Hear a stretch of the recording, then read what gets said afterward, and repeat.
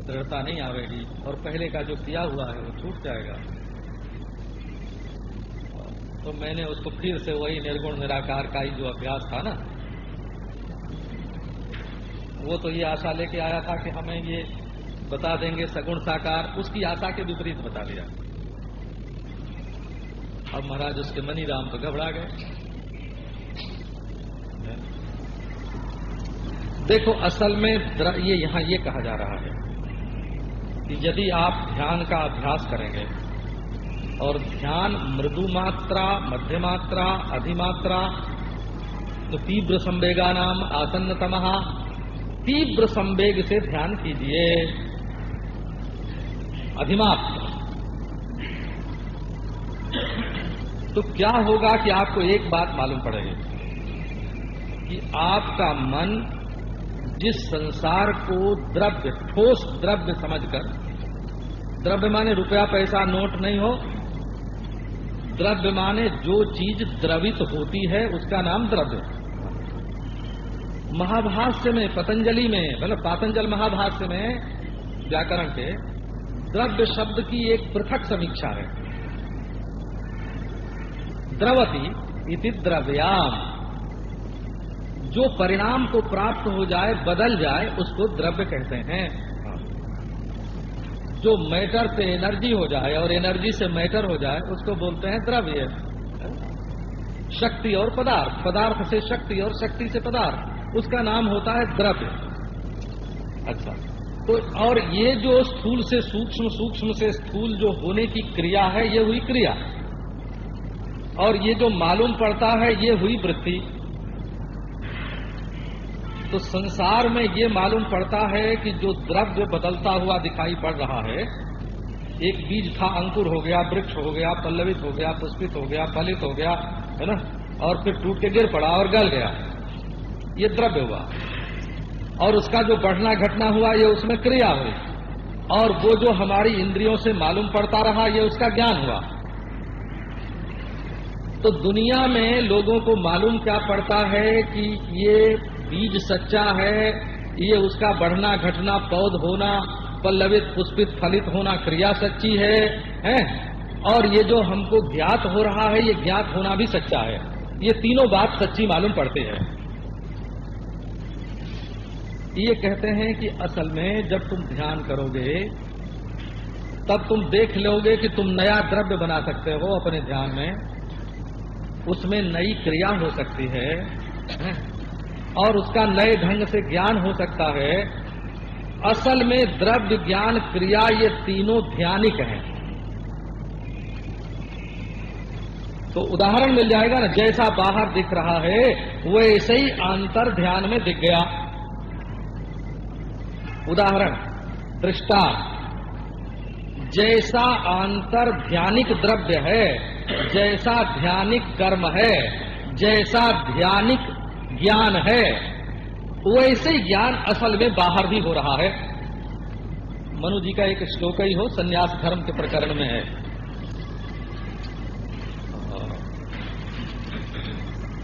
हमको हमारे गुरु जी ने, हम पढ़ते तो थे व्याकरण, परंतु उन्होंने व्याकरण पढ़ाते पढ़ाते हमको धर्मशास्त्र का पंडित बना दिया। ये इसको गुरु की कृपा बोलते हैं।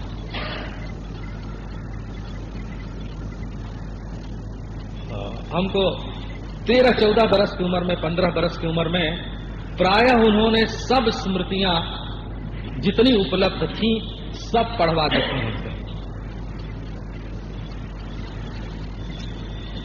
मनु जी बोलते हैं, सर्वम ध्यानिकमेवास्य यदे तदभिशब्दिताम, जो वस्तु शब्द के द्वारा कही जा सकती है, शब्द की संकेत शक्ति जिसका बोध करा सकती है, वो सब का सब ध्यानिक है। लो मनुस्मृति के 5वें अध्याय को पढ़ो, मनुस्मृति बोलती है सर्वम ध्यानिकमेवास्य यदे तदभिशब्दितम्, यत् अभिशब्दितम् एतत् दृश्यम् तत्सर्वम ध्यानिकम्।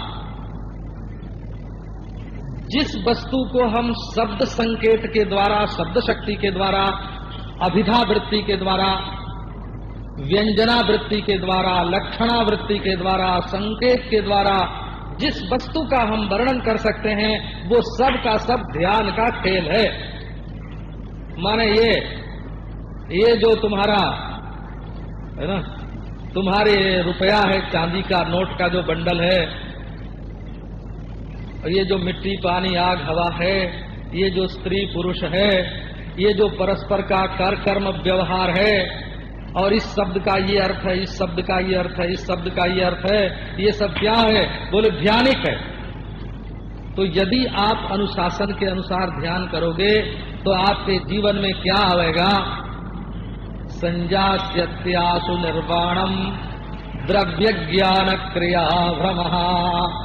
ये जो तुमको भ्रम हो गया है क्या कि व्यवहार में जो वस्तु है द्रव्य और जो कर्म हो रहे हैं, है ना, धर्माधर्म और विमिश्र, शुक्ल कर्म कृष्ण कर्म और अशुक्ला कृष्ण कर्म, अशुक्ल कृष्ण कर्म, ये योग दर्शन में ये शब्द है। शुक्ल कर्म माने उज्जवल कर्म, सफेद काम, और कृष्ण कर्म माने काला काम, है ना, काला धन जैसे होता है, काला धन काला काम, वैसे काला धन काला कर्म और सफेद कर्म, और काला और सफेद दोनों से मिल करके जो कर्बुर कर्म है, मिश्र कर्म।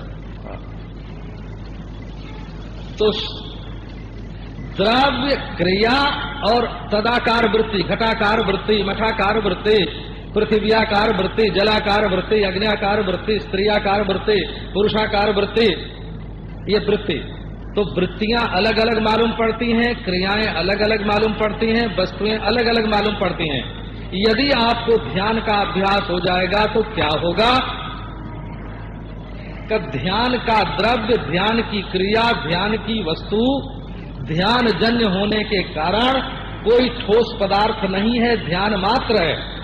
और इसी प्रकार आप लोक व्यवहार में जो देख रहे हैं, जिस द्रव्य के लिए छीना, झपटी, चोरी, बदमाशी, बेईमानी, छल कपट होता है वो द्रव्य, और जो एक दूसरे को दुख सुख पहुंचाने के लिए क्रिया होती है सो क्रिया, और जो वृत्तियां मूढ़, क्षिप्त, विक्षिप्त, एकाग्र, निरुद्ध होकर के तकलीफ देती हैं सो, जो क्लिष्ट अक्लिष्ट प्रमाण विपर्जय विकल्प निद्रा स्मृति होते हैं सो, ये सब क्या है? कि सर्वम ध्यानिकम एवास्य यदेहि तदभिशब्दितम्। ये सब के सब ध्यानिक हैं, ध्यानिक। तो एक नया ध्यान जब आप उत्पन्न करेंगे और उसमें बिल्कुल जागृतवत स्थिति हो जाएगी। ध्यान किसको बोलते हैं? दर्शन समानाकार वृत्ति। ध्यान की एक परिभाषा देखो, हम आपको सुनाते हैं। प्रेम कुटी में तो ध्यान की कई परिभाषा सुनाई ना। दर्शन समानाकार वृत्ति, जैसे हम इस समय ये चश्मा या ये मोर पंख अपने हाथ में लेकर के देख रहे हैं ना, तो ये बिल्कुल मोर का पंख सच्चा मालूम पड़ता है, इसको उठाना गिराना सच्चा मालूम पड़ता है? और मोर पंख, मयूर पंखाकार, मयूर पिच्छाकार जो वृत्ति है, तो वो वृत्ति भी साफ मालूम पड़ती है। तो जितना ठोस ये मालूम पड़ता है, उतनी ही ठोस जब ध्यान की वस्तु मालूम पड़ने लगे तब उसको कहेंगे ध्यान। दर्शन समानाकार वृत्तिर ध्यानम। जानबूझ करके ध्यान वैसे ही, कितना ठोस होना चाहिए कि जित जैसा बाहर वैसा भीतर। लो, तो क्या होगा? संजास्यत्यासु निर्वाणम द्रव्य ज्ञान क्रिया भ्रमः। अब आपको है ना कहीं जिज्ञासा हो गई, किसकी तरह? जनक की तरह। आपने सुना है ना, राजा जनक अपने महल में शयन कर रहे थे,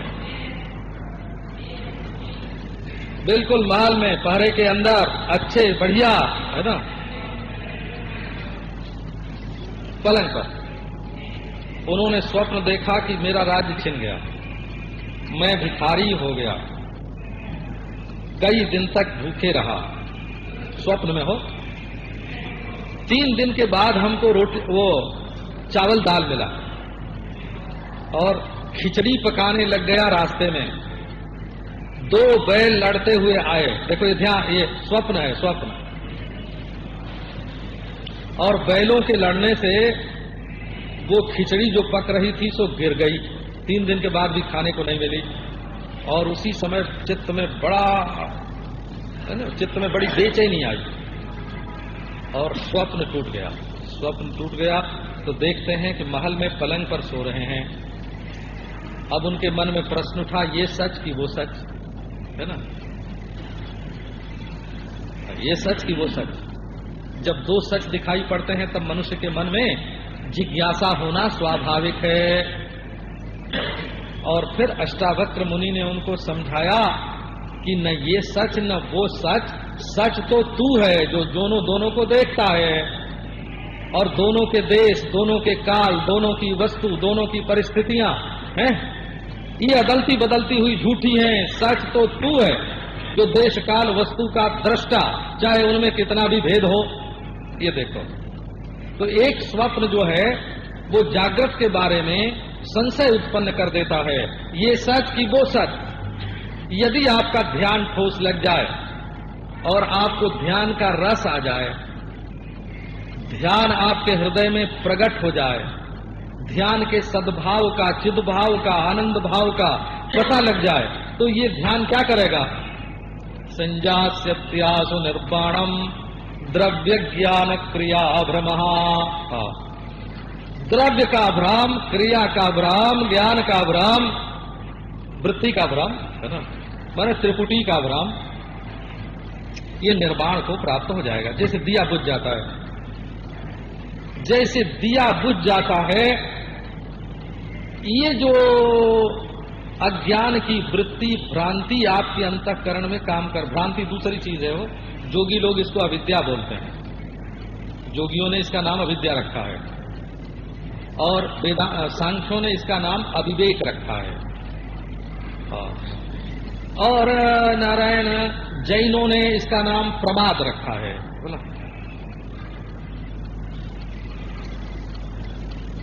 तो ये जो आपके भीतर वृत्ति है, प्रमाद वृत्ति है। असल में हम वेदांती लोग प्रमाद को कारण अज्ञान नहीं मानते हैं, वो है ना, भ्रांति को भी कारण अज्ञान नहीं मानते हैं, अविवेक को भी कारण अज्ञान नहीं मानते हैं। तो कार्य हैं, ये सब अज्ञान के कार्य हैं, ये तो सब तूला विद्या है, मूला विद्या इसमें कोई नहीं है।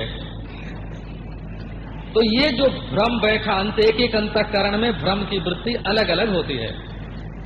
तो यदि वो एक अंतःकरण में ही भ्रम शांत हो जाता है तो ब्रह्म विषयक अविद्या की निवृत्ति नहीं होती है। भ्रम शांत करने से काम नहीं चलता है, वो तो जद विषयक भ्रम है, तद विषयक ज्ञान प्राप्त करके भ्रम की मूलभूता जो अविद्या है, कारण अज्ञान, कारणाविद्या, मूलाविद्या का, उसको मिटाना पड़ता है। तो निर्वाणम का अर्थ देखो, आपको सुनाते हैं, संजास्यत्यासु निर्वाणम। अब ध्यान कितना उपयोगी है आप देखो। ध्यान एक समानांतर सृष्टि उत्पन्न कर देता है। जैसी सृष्टि में आप फंसे हुए हैं, इसके समानांतर एक सृष्टि उत्पन्न कर देता है। और वो समानांतर जो सृष्टि होती है वो केवल शब्दजन्य होनी चाहिए, बोला, अनुशासन जन्य होनी चाहिए, अपनी पसंद की नहीं, अनुशासन जन्य होनी चाहिए। क्योंकि अनुशिष्ट जो वस्तु होती है उसमें परिवर्तन करने का अधिकार बना रहता है। जो संविधान बनाता है वो संविधान में परिवर्तन कर देता है। अनुशासन ही एक अधिकार में, एक अवस्था में तुम्हारे लिए ये कानून है और दूसरी अवस्था में तुम्हारे लिए एक कानून है। गृहस्थ अवस्था में पत्नी के साथ रहना ये कानून है, और सन्यासी होने पर पत्नी के साथ नहीं रहना ये कानून है। तो पत्नी के साथ रहना धर्म है कि न रहना धर्म है? बताओ, क्रिया में क्या होगा? ये नहीं कह सकते कि धर्म क्या है, रहना कि न रहना। ये कहेंगे कि जिसके लिए जो धर्म है उसके लिए वो धर्म है, बोला, इसी को अनुशिष्ट धर्म कहा जाता है। तो अनुशासन के द्वारा, गुरु की आज्ञा से, शास्त्र के अनुसार जो तुम्हारे हृदय में ध्यान आवेगा वो एक समानांतर सृष्टि तुम्हारे हृदय में पैदा करेगा, और ये प्राकृत विकार के रूप में आई हुई जो सृष्टि है इसको ध्वंस कर देगा, इसको मिटाने के लिए वो आवेगा। अच्छा, अब एक दूसरी बात देखो, निर्वाणम जास्यते। वैसे निर्वाण का अर्थ होता है दीप निर्वाण, दिए का बुझ जाना। अंतःकरण की जो वृत्ति संसार के विषयों को प्रकाशित कर रही थी वो बुझ गई, इसी का नाम निर्वाण है। लेकिन आपको बहुत हम साधारण रूप से उसका अर्थ सुनाते हैं। आप सोचो एक आदमी को बाण लगा, बाण, निर्वाण में बाण है ना, उसको पकड़ लो तो बाण में गति होती है असल में, है ना, और वो किस निशाने पर जाके लगे एक संस्कार भी उसमें डाला हुआ होता है। गति और गंध दो चीज जिसमें हो, गंध माने संस्कार हो, है ना, किस लक्ष्य का भेदन करे, है ना, किस कोण पर ये मुड़ जाए। ये जैसे इंद्र का वज्र है ना, उसमें 1000 गांठ है। 1000 गांठ है माने किस गांठ पर मोड़ करके इंद्र उसको चलाता है, जिस ग्रंथि पर मोड़ दे देगा उसी निशाने पर जा करके वज्र लगेगा और फिर लौट आवेगा। उसमें लौटने की ग्रंथि भी है और लगने की ग्रंथि भी है। गांडीव है ना, गांडीव अर्जुन का धनुष, गांडी माने गांठ, ग्रंथि। 100 गांठ अर्जुन के धनुष में है, वो 100 लक्ष्य का वेधन हाथ में गांडियों को लेकर के कर सकता है। तो बाण माने क्या होता है, बाण माने किस लक्ष्य का भेदन करे, इस संस्कार से युक्त होकर जो गति डाली जाती है ना उसमें, वही उसका बाणत्व है। वाह गति गंधन यो।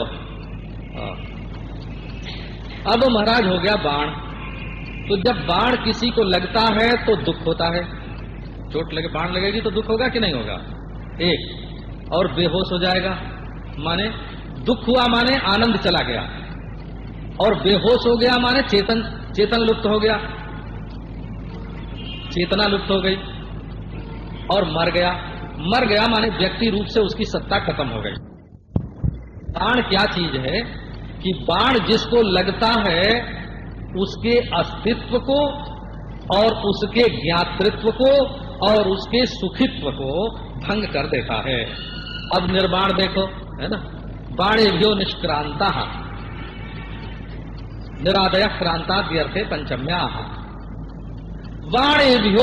बाणेभ्यो निष्क्रांता। निर्वाण क्या है कि जिसमें दुख नहीं है, जिसमें अचेतनता नहीं है और जिसमें मृत्यु नहीं है। अमृत जीवन, ज्ञान जीवन, आनंद जीवन, अखंड जीवन, अद्वय जीवन, इसका नाम निर्वाण है। तो ये जो आप द्रव्य क्रिया और ज्ञान में अटके हुए हो, यहां से एक तो पद्धति ये है कि आप द्रव्य क्रिया, घट रूपी द्रव्य है, और घट के निर्माण, उत्थापन, जलाहरण आदि की क्रिया और घटाकार वृत्ति, इन तीनों का परित्याग करके अपने स्वरूप में बैठना है। एक ध्यान ये हुआ, केवल तटस्थ कूटस्थ दृष्टा मात्र, ये ध्यान है, ये ज्ञान नहीं है। भला जहां बैठना और उठना है वो ध्यान है, और उसमें कर्तृत्व का लेस लगा रहता है। ये ज्ञान नहीं है, ये ध्यान है। यदि ये ध्यान आपका निरालंब न हो तो जो शुभ आश्रय है, यहां जिसका वर्णन किया गया, कैसा वर्णन किया गया कि आप सम भूमि पर बैठिए, समता आनी चाहिए, पवित्र आसन पर बैठिए, सिद्धासन आदि पवित्र आसन से बैठिए, और प्राणस्य शोधयन मार्गम, प्राणायाम के द्वारा क्रिया शक्ति को काबू में लीजिए। तो जब आप आसन से स्थिर होकर बैठते हैं तो द्रव्य शक्ति पर काबू होता है, और जब आप प्राणायाम कर लेते हैं तब क्रिया शक्ति पर काबू होता है, और जब मणि राम से अंतर में ध्यान करने लगते हैं तब वृत्तियों पर काबू होता है। देखो ये 3 अवस्था हुई, द्रव्य शक्ति पर काबू पाना, क्रिया शक्ति पर काबू पाना और ज्ञान शक्ति पर काबू पाना। अब ज्ञान शक्ति पर काबू पाना निरालंब की सालम, बोले देखो सालम तो दहरोपासना, यह उपनिषद है वो, है ना। वो प्रणवोपासना जो है, उद्गीतोपासना है, प्रणवोपासना है, प्रणवोपासना है, दहर विद्या है, दहर विद्या। तो ये दहर विद्या के अनुसार असल में यहाँ जो ध्यान है वो छांदोग्य उपनिषद के दहर विद्या के अनुसार है। जितना ये बाहर आकाश है उतने ही आपके भीतर दहराकाश है, तावा, और वो बिल्कुल प्रकाश रूप है ना। उस प्रकाश रूप आकाश में आप देखो, आपके अंतःकरण का एक सरोवर है और उसमें अधोमुख इंद्रियों से सुख लेने वाला आपका जो हृदय कमल है वो नीचे को लटक रहा है। उसको कृतपूर्धमुख मुन्निद्राम, उसको ऊपर से सुख लेने वाला बनाओ, नीचे से सुख लेने वाला मत बनाओ। हाँ, जगा दो उसको, जगा दो। और उस अष्टधा प्रकृति जो है वो उसका 8 दल है। अब उसकी कर्णिका पर सूर्य माने दृष्टि, नेत्र का देवता सूर्य है, और उसके भीतर चंद्रमा माने मन, मन का देवता चंद्रमा है। दृष्टि और प्रेम से भरा मन। देखो, दृष्टि जो है वो अन्य के दर्शन को काटेगी, आप ध्यान रखो। यदि आप धराकाश में अपनी दृष्टि को ले जाएंगे तो बाहर के घटपट आदि आपको नहीं दिखेंगे। ये हो गया सूर्य, सूर्य को बाहर रखो, भीतर रखो। और उसके बाद रखो चंद्रमा, ये वासना को काटेगा। हो, ये चंद्रमा जो है ना वो वासना को काटेगा। जब प्यार माने पहले दृष्टि, किसी को देखते हैं और देखने के बाद उससे प्यार करते हैं, और उसके बाद रखिए बहनी को, अग्नि को। अग्नि माने नाम। जैसे किसी को देखा, उसके प्रति प्रेम का उदय हुआ और उसका नाम लेकर पुकारा, तो ये बहनी मध्य स्मरेद रूपम ममई तद्ध्यान मंगलम है। ये ऐसे ही है कि अपने हृदयाकाश में, अपनी दृष्टि के प्रकाश में अपना समूचा प्यार देकर और नाम लेकर अपने इष्ट देव को वहां उदित कीजिए। बहनी मध्य स्मरेद रूपम ममई तद्ध्यान मंगलम। ये हृदयाकाश है, और उसमें सूर्यात्मक दृष्टि का प्रकाश, चंद्रात्मक मन की प्रियता और अग्न्यात्मक वाक् के द्वारा नामोच्चारण। अब लो ना ध्यान, कैसा ध्यान? समम प्रशांतम सुमुखम दीर्घचारु चतुर्भुजम। भगवान के अंग में समता होनी चाहिए। यदि समता ना आवे तो समझना तुम्हारा मन है ना, तुम्हारा मन ध्यान में नहीं लग रहा है। यदि एक हाथ लंबा, एक हाथ है ना छोटा, एक आंख बड़ी, एक आंख छोटी, भगवान में समता का ध्यान, ध्येय मूर्ति में समता होनी चाहिए और वो विक्षिप्त नहीं होनी चाहिए, प्रशांत होनी चाहिए, तब तुम्हारा मन प्रशांत होगा। यदि तुम्हारा ध्येय विक्षिप्त होगा तो तुम्हारा मन भी विक्षिप्त हो जाएगा। और दीर्घ चारु चतुर्भुजम का अर्थ आपको बताया। इतने लंबे हाथ हैं भगवान की, क्रिया शक्ति समष्टि में व्याप्त है, सब जगह तुम्हारी रक्षा करेगी। और चारु बड़ी सुंदर है, तुम्हारे मनोवृत्ति को आकृष्ट कर लेगी।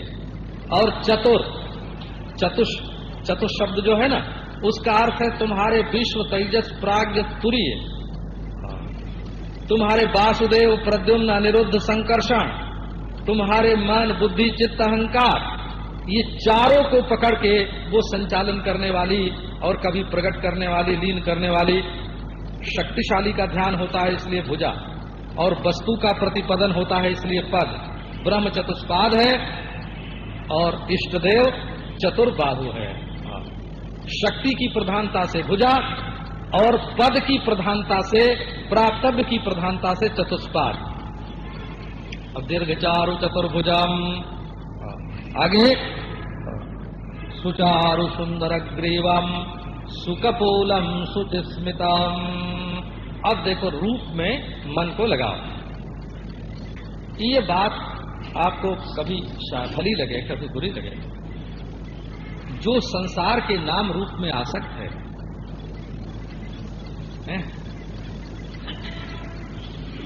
वो अगर चाहे कि हम ध्यान के लिए नाम रूप का आश्रय नहीं लेंगे तो उसके मन का टिकना बड़ा ही कठिन होगा। जब बारंबार संसार में आपका मन कहीं रूप में जाता है, किसी नाम में अटकता है, तो आप भीतर नाम रूप का आश्रय छोड़ देंगे तो बारंबार आपका मन भटक जाएगा नाम रूप की सृष्टि में। तो क्या करना, भीतर नाम रूप का आश्रय लेकर रूप में दृष्टि जाती है ना, और नाम में वाक जाती है, और उसके सौंदर्य माधुर्य संबंध में मन जाता है, और उसके महत्व में बुद्धि जाती है। मान एक रूप आप अपने मन में लीजिए, तो बुद्धि से कहिए कि ये ईश्वर है, महात्म्य ज्ञान, और मन से कहिए कि ये प्यारा है ना, और मन की आंख से देखकर कहिए ये सुंदर है? और वाक से उसके नाम का उच्चारण कीजिए। बुद्धि से महत्व बुद्धि, मन से सौंदर्य प्रिय बुद्धि, दृष्टि से सौंदर्य बुद्धि, और वाक से उसके नाम का उच्चारण कीजिए। आपका ध्यान आपकी मुट्ठी में, और देखो ये ध्यान आपको व्यवहार में भी पवित्र बना देगा। जो आप नहीं करना चाहते हैं उसको छोड़ने में आप समर्थ हो जाएंगे, जिसको नहीं भोगना चाहते हैं उसको न भोगने में आप समर्थ हो जाएंगे, आप जिसको नहीं बोलना चाहते हैं उसको न बोलने का सामर्थ्य आप में आ जाएगा, और आप जिसको अनुचित समझते हैं उसके धन के संग्रह में आपकी समझ यदि होगी कि अनुचित है तो आप उसके त्याग में समर्थ हो जाएंगे। आपका भोग, आपका कर्म, आपका संग्रह, आपकी वाणी संयत हो जाएगी, क्योंकि ध्यान करने से आपका मन आपके हाथ में आ जाएगा, और तब आप अपनी इष्ट दिशा में जा सकेंगे। नारायण, ये ध्यान की पद्धति है। वो निर्गुणियों का ध्यान दूसरा है, वो सवेरे सुनाएंगे। ओम शांति प्रशांतम सुमुखम दीर्घचारु चतुर्भुजम सुचारु सुंदरग्रीवम सुकपोलम शुचिस्मितम समान कर्ण विन्यस्त स्फुरन् मकर कुंडलम हेमांबरम घनश्यामं श्रीवत्स श्रीनिकेतनम शंख चक्र गदा पद्म वनमाला विभूषितम नूपुरैर्विलसत्पादं कौस्तुभ प्रभयाजुतम्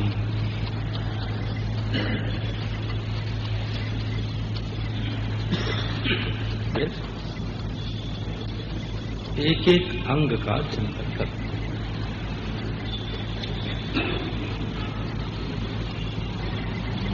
पहले बैठने का स्थान, और बैठने के लिए आसन, और बैठने के लिए शारीरिक बनाव। धरती पवित्र, बिछाया हुआ आसन पवित्र, शरीर की बनावट पवित्र,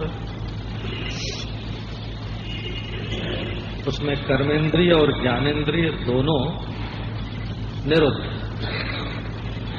मन को बाहर निकलने का मार्ग न मिले। इसके बाद हृदयाकाश, और हृदयाकाश में जैसे ये भारतीय विद्या भवन के हाल में आकाश है, ऐसे एक हृदय में आकाश है। वो कितना बड़ा है कहिए मत पूछो, ये दीवार उसको रोकती नहीं है। जितना बड़ा बाहर का आकाश है उतना ही बड़ा हृदय का आकाश है। ये दहर विद्या में ये बात आती है। तो आकाश में प्रकाश, प्रकाश में जो कमल नीचे को मुंह करके लटका हुआ है उसका मुंह ध्यान से सोचना कि ऊपर हो गया। ये ध्यान में कर्तृत्व है। ये मान करके ध्यान नहीं किया जाता कि हम अकर्ता हैं। ध्यान में कर्तापन रहता है, नहीं तो थोड़ी देर के लिए तो होगा ना, वो करोगे तब होगा, छोड़ दोगे तो टूट जाएगा, और चाहे तो बदल सकते हो, बदल दोगे। तो जो चीज तुम्हारे करने से होती है, छोड़ने से छूटी है, छूटती है, बदलने से बदली जाती है, उसमें तो तुम्हारा कर्तापन बिल्कुल साफ ही साफ है। इसी से संस्कृत भाषा में ध्यायति जो क्रिया है वो सकर्मक है। ध्यायतो विषयान पुंस, ध्यायति इति ध्यायन, तस्य ध्यायतः पुंसः विषयान ध्यायतः पुंसः। विषय कर्म है और ध्यायन पुरुष जो है वो करता है। ध्यान करता हुआ पुरुष करता है और विषय कर्म है। इसका अर्थ हुआ कि ध्यान सकर्मक होता है। ध्यान किसी चीज का होता है और ध्यान किसी के किए होता है। तो इसीलिए ध्यान साधन हो जाएगा। और यदि ध्यान किसी के किए नहीं होगा और किसी का नहीं होगा और ध्यान करना भी नहीं होगा तो वो साधन भी नहीं होगा। तुम्हारा तर्क वितर्क कोई काम नहीं लेगा इसके बारे में। इसी से जब आत्मा का वर्णन आता है तब श्रुति कहती है ध्यायति इव लेलायति इव। आत्मा ध्यान सा करता है, माने वहां न कर्तृत्व है, न वहां कर्म है, न वहां क्रिया है। आत्मा ध्यान सा करता है, माने वो करता नहीं है। इसके बदले में संस्कृत की एक दूसरी क्रिया का प्रयोग हम करके बताते हैं। चेतति, चेतन हो रहा है। अब ये चेतति क्रिया जो है वो सकर्मक नहीं है। अच्छा, प्रकाशते प्रकाशयति, आप दोनों को देखें। प्रकाशित स्वयं प्रकाश है और प्रकाशित कर रहा है। तो जो स्वयं प्रकाश है प्रकाशते ये क्रिया अकर्मक है और प्रकाशयति ये क्रिया सकर्मक है। तो चेतति प्रकाशते स्वयं प्रकाशते, ये ध्यान से विलक्षण है। तो जब ध्यान करेंगे आप तो आपका थोड़ा सा प्रयत्न रहेगा। जैन सिद्धांत में आत्मा करता है, पापी है, पुण्यात्मा है, वो हमारे कर्मियों के समान है। इसलिए जब वो ध्यान करता है तो कहते हैं कि ईशत प्रयत्न है, उसमें सजग है, सजग है, सजग है, सजग हुआ जाता है, सजग रहा जाता है, सजगता मिट जाती है।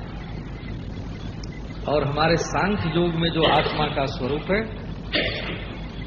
वो कर्ता नहीं है, अकर्ता पुरुष है। अकर्ता पुरुष होने से पश्यति, वो ध्यायति नहीं है, पश्यति देखता है। तो वो जो पश्यति है वो साक्षात पश्यति है। इसलिए दृष्टा साक्षी, उसके लिए शब्द का प्रयोग होता है दृष्टा साक्षी स्वयं प्रकाश। वो ध्याता नहीं है, साक्षी है। वो प्रकाशक नहीं है, प्रकाश है। तो ये इसलिए आपको सुनाया कि ये जो हमारा हृदय है इसमें स्वयं प्रकाश चिदाकाश और उसमें अंतःकरण एक कमल सरीखा। उसकी जो भावधारा निम्न ओर प्रवाहित होती है उसको वहां से रोको, उसको उत्थान करो, ऊर्ध्वमुखी करो और ऊर्ध्वमुखी में भी खिल जाए। और खिलने पर 8 उसके दल साफ गिन के देख लो कि 8 हैं कि नहीं। भूमिरापो नलो वायु खम मनो बुद्धिरेव च अहंकार इतियम में भिन्ना प्रकृति रष्टधा।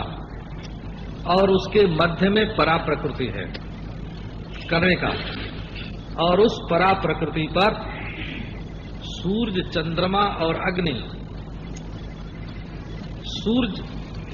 सूर्य में चंद्रमा, चंद्रमा में अग्नि। दृष्टि में भाव, मन, प्रेम।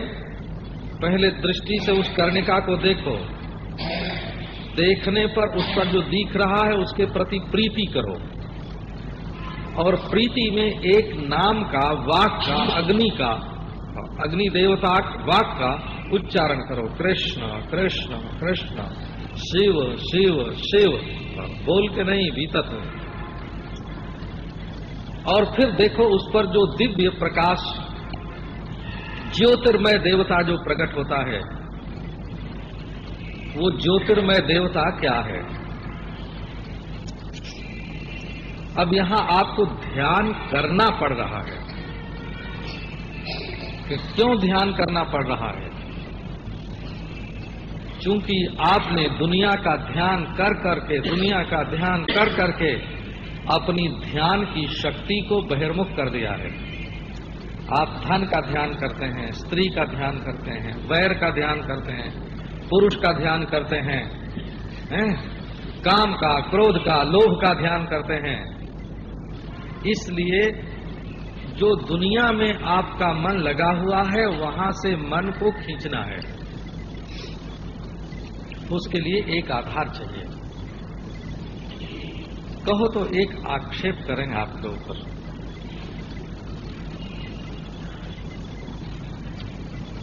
आपकी दृष्टि से दुनिया में एक भी आदमी निर्दोष है कि नहीं?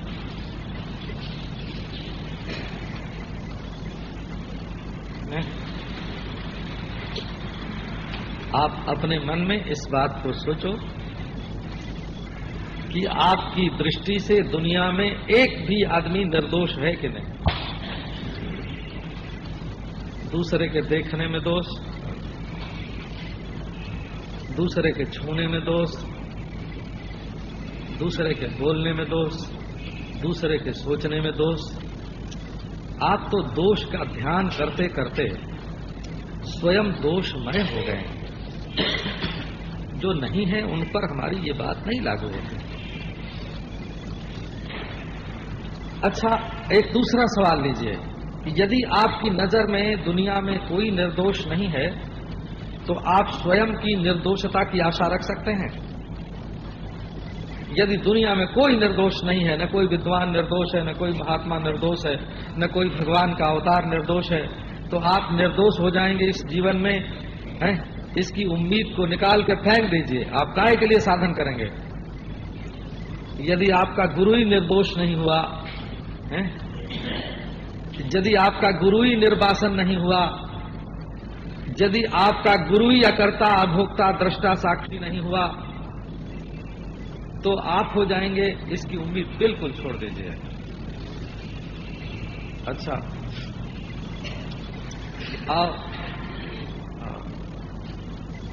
तो अपने को निर्दोष बनाने के लिए, ये जैसे दिए से दिया जलता है ना, एक दिए की लौ दूसरे दिए में आती है, इसी प्रकार एक निर्दोष से लौ जलाकर अपने हृदय में निर्दोषता को संजोना पड़ता है। क्या आप हुक्म दे देंगे कि ये रे मेरे मन तू शुद्ध हो जा, तो आपका मन आपका हुक्म मान के शुद्ध हो जाएगा? आप अपने मन को ऐसा आज्ञाकारी मानते हैं? तो जरा अपनी स्थिति को देखिए साधना में। हम जानते हैं ऐसे साधकों को 5 बरस उनके मन में हाँ हाँ हाँ करके मिलाते गए, 10 बरस उनके मन में हाँ हाँ हाँ करके मिलाते गए। एक दिन अगर उनके मन से हम अपना मन नहीं मिलाते हैं, तो उनके भीतर जो जहर भरा हुआ है ना, वो बाहर निकल के आ जाता है। ऐसे नहीं मालूम पड़ता कि किसके मन में कितना जहर भरा हुआ है। वो तो जब हम उसके मन का कोई काम नहीं करते हैं, उसके मन का अनुरोध नहीं मानते हैं, तब मालूम पड़ता है कि भीतर भीतर विष भर करके, है ना, और ऊपर ऊपर से ये चिकना चुपड़ा रहा है। हमारे मन की स्थिति, हमारे मन की स्थिति क्या है? आपके मन में कितना काम है, कितना क्रोध है, कितना लोभ है, कितना संसारी भाव है, वो आपको ऐसे नहीं मालूम पड़ेगा। जब आप कहेंगे हे मन भगवान को पकड़, तब वो पैसे की ओर चला जाएगा। जब आप कहेंगे कि भगवान को पकड़, तब वो किसी स्त्री की ओर, किसी पुरुष की ओर चला जाएगा। तो आपके मन में कितना भरा हुआ है संसार, इस बात को यदि पहचानना हो, इसका पता लगाना हो, तो भले मानुष की तरह कपड़ा पहन के और बाल संवार के और वस्त्राभूषण धारण करके और जाम जाम चाम चाम चमकते हुए सड़क पर चलने से उसका पता नहीं लगेगा। जब कभी तुम अपने मन का विरोध करोगे तब उसके भीतर जो जहर है वो तुम्हारे सामने जाहिर होगा। अगर उसको तुम पहचानते नहीं हो तो घर में सांप पाल रखा है, उसको पहचानने का और निकालने का यही तरीका है कि आप विषम में नहीं सम में, आप किसी दुश्मन से डर के और दोस्त बनाने के लिए जाते हैं, लग जाते हैं तो 4 गाली तो ईश्वर को देने के लिए तैयार हो। समम प्रशांतम सुमुखम दीर्घचारु चतुर्भुजम, भगवान सम है, उसमें पक्षपात और क्रूरता नहीं है। वो तो तुम्हारा मन जो बिगड़ा हुआ है इसी के कारण मालूम पड़ता है। रोज रोज मालूम पड़ेगा हमारा पक्षपात, एक दिन मालूम पड़ेगा दुश्मन का पक्षपात, लेकिन वो तो दुश्मन का और तुम्हारा दोनों का ही तो है ना। तो भगवान सम है और प्रशांत है, प्रशांत है भगवान, और उसके मुख पर सुंदरता जो, सुष्ठुता जो है, सौम्यता जो है वो नित्य निरंतर बसती रहती है। वो सुष्ठुता क्या है, सुष्ठु भाव क्या है? वो सुष्ठु भाव ये है कि उसमें किसी के प्रति पक्षपात और किसी के प्रति विद्वेष नहीं है। मुंह की बनावट का नाम सुष्ठुता नहीं है। नहीं तो महाराज मुंह तो देखने में बड़ा अच्छा लगे, पर रामायण में है ना, विषरस भरा कनक घट जैसे। सोने का तो घड़ा है लेकिन भीतर भरा हुआ है विष रस भरा कनक घट जैसे। तो आओ दीर्घचारु चतुर्भुजम और सुचारु सुंदर ग्रीवम, भगवान की ग्रीवा में महर लोक का निवास है, वहां महात्मा लोग निवास करते हैं। वो यही चारुता है। भगवान के मुख से जो वाणी निकलती है वो सबकी भलाई के लिए होती है। जैसे एक माता पिता अपने सब संतानों की भलाई के लिए, सब संतानों की भलाई के लिए बोलते हैं, ऐसे भगवान अपनी सब संतानों की भलाई के लिए बोलता है।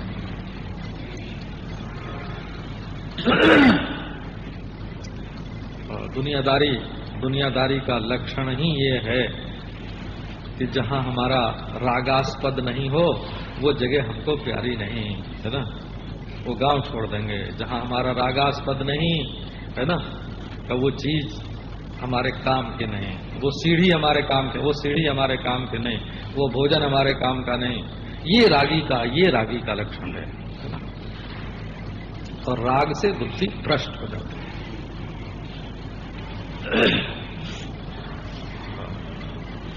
जो कुछ हो सो जिससे हमारा राग है उसी के लिए हो, जो कुछ हो सो जिससे हमारा द्वेष है उसका नुकसान करने के लिए ही हो। ये बुद्धि की भ्रष्टता का नमूना है। सुचारु सुंदर ग्रीवाम, भगवान का ध्यान करो। हुक्म देने से मन अच्छा नहीं होगा, भगवान का ध्यान करो। नहीं तो महाराज आप लोग बुरा तो बहुत मान जाएंगे, ये हम जानते हैं, लेकिन हम अपनी थक्कड़ी बात, ये किसी छोकरे की जो पकड़ है और किसी छोकरी की जो पकड़ है ना, ये मनुष्य की बुद्धि का जो संतुलन है उसको नष्ट कर देते हैं। उसमें छोकरी छोकरा का मतभेद नहीं है। मतभेद ये है कि अपनी बुद्धि परमेश्वर के ध्यान से, सद्गुरु के ध्यान से, है ना, धर्माचरण से भ्रष्ट होकर के संसार में चली गई। किसकी गई किसकी नहीं गई इसका कोई प्रश्न नहीं है। इसलिए ध्यान करना भगवान के उस गले का, जिसकी बनावट भी बहुत अच्छी है, और उसकी चारुता क्या है, का उसकी चारुता ये है कि उसमें महात्माओं का निवास है, उसमें से जो वाणी निकलती है, क्योंकि उसमें से रस भीतर प्रवेश करता है, तो जो भी वाणी भीतर से निकलती है कंठ में आते आते रसीली हो जाती है। उसमें मधु है, उसमें रस है, उसमें लास्य है, भगवान की वो ग्रीवा, वो मुखारविंद, बिना आधार के अपने ज्ञान की एक आकृति बनाओ, अपने भाव की एक शक्ल बनाओ, कि उसमें भगवान को देखो। सुचारु सुंदर ग्रीवम सुकपोलम शुचिस्मितम। भगवान के शरीर में